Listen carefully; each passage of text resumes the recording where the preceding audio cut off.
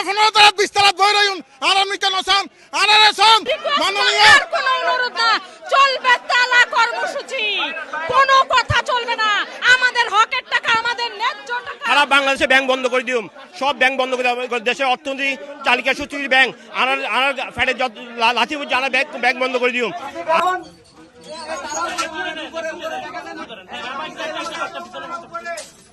আসসালামু আলাইকুম বন্ধুরা, আজকে একটা নিউজ দেখে আমি সত্যি শকড। ইসলামিক ব্যাংকের একজন এজেন্ট নাকি ৮ কোটি টাকা নিয়ে উধাও হয়ে গেছে। ভাই, ৮ কোটি টাকা মানে কি জানেন?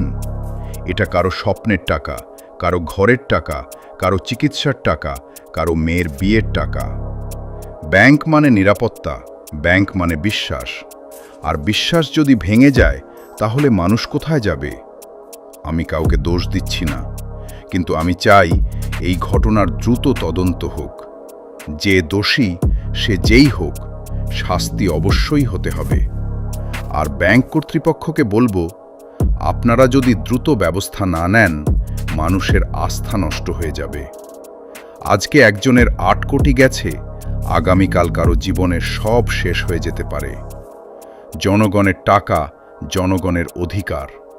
আমরা ন্যায় বিচার চাই, টাকা ফেরত চাই। জনগণের পাশে থাকব, সত্যের পাশে থাকব।